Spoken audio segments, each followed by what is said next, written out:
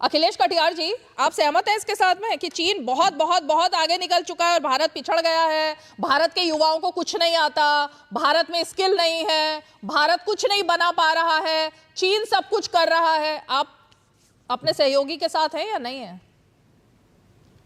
देखिए, हमारे जो संस्थापक और हमारे नेता माननीय मुलायम सिंह यादव जी का कई बार आपने बयान देखा होगा।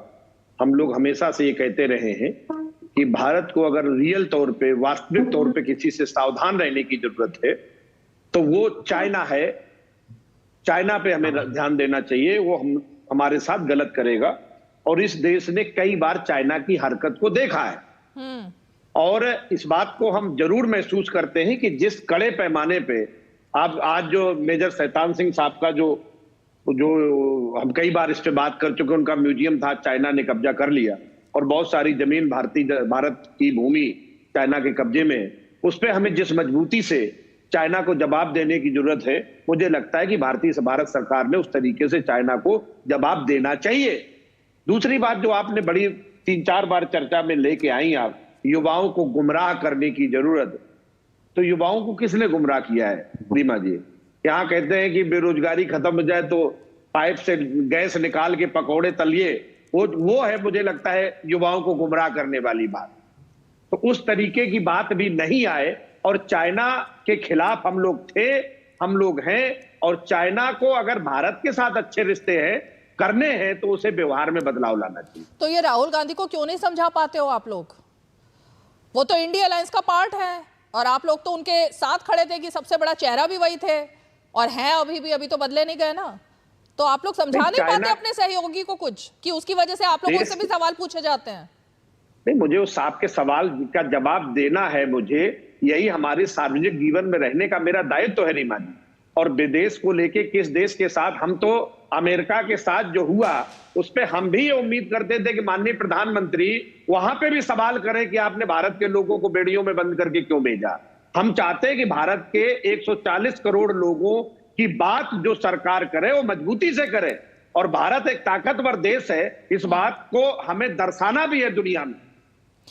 जब कोई अलायंस बनता है अखिलेश कटियार जी, तो वो अलायंस का मतलब ही होता है जैसे एनडीए के घटक दल हैं, सब एक लाइन पर चल रहे हैं। जैसे अभी अजय वर्मा जी ने जो कहा, एक स्क्रिप्ट सब पढ़ते हैं, एक सीडी से सब काम करते हैं। इंडिया अलायंस में कोई एक स्क्रिप्ट एक सीडी नहीं होती ना? नहीं, एनडीए में नहीं रीमा जी। हाँ। एनडीए में बिहार का जेडीयू बार बार कहता है कि जिसकी जितनी संख्या भारी उसकी उतनी हिस्सेदारी होनी चाहिए। बीजेपी नहीं मानती, ऐसा नहीं है। वो कहते हैं कि अपने देश की ही तो बात करते हैं ना, सूची में शामिल कर दो। अरे भाई, अपने देश की बात करते हैं या विदेशों में बात करते हैं? विदेश के साथ क्या होगा क्या नहीं, अपने देश में बात होती है ना।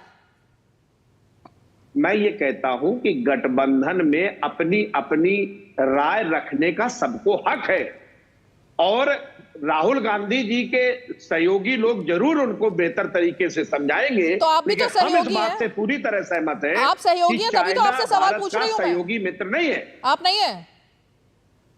चाइना भारत का सहयोगी नहीं है, अच्छा दोस्त नहीं है। रीमा जी, जो चर्चा हम कर रहे हैं अगर विकास की, आंकड़ों की, संपन्नता की, तो उस पर निष्पक्ष बात हम लोग जो डेटा देने की कोशिश कर रहे हैं, तो किसानों की आमदनी का भी डेटा भारत जानना चाहता है। तो मैं निष्पक्ष ही बात कर लेती हूँ, दे देता हूँ। जो दूसरा एक वो है, हाँ। जो परीक्षाएं जो होती थी, हाँ। जिससे कुछ नौजवानों के भविष्य बनते थे, वो एक उद्योग बन गया, सारे पर्चे लीक होते रहते। अब तो परीक्षाएं नहीं हो पा रही, अपॉइंटमेंट है नहीं, लेटरल एंट्री से दलित पिछड़ों का जो हाल है वो पूरा देश में उसी पर बात कर लेते हैं। अखिलेश जी, आप भी ऐसे बात करेंगे क्या? मैंने ड्रोन की बात कही, आप आंकड़ा लेके आए हो? मैं आप आंकड़ा लेके आए हो क्या साथ?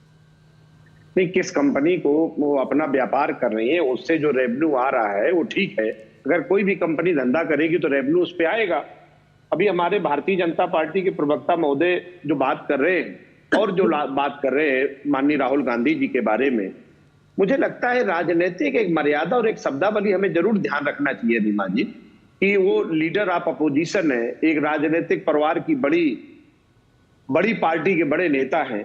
अब उनको पढ़ना नहीं आता, लिखना नहीं आता, इस तरीके की व्यक्तिगत टिप्पणी हमें लगता है नहीं करना चाहिए। और भारत की जनता ने किसे स्वीकारा है और किसे नकारा है, 400 पार का सपना देखने वाले आप 240 पे सिमटे हो, तो किसको जनता नकार दे? जनता सर्वोपरि है, जनता मालिक है, जिसको नकार रही है आपको जिम्मेदारी दे रही है, हम उसका बधाई देते हैं आपको, आप सरकार का संचालन करें।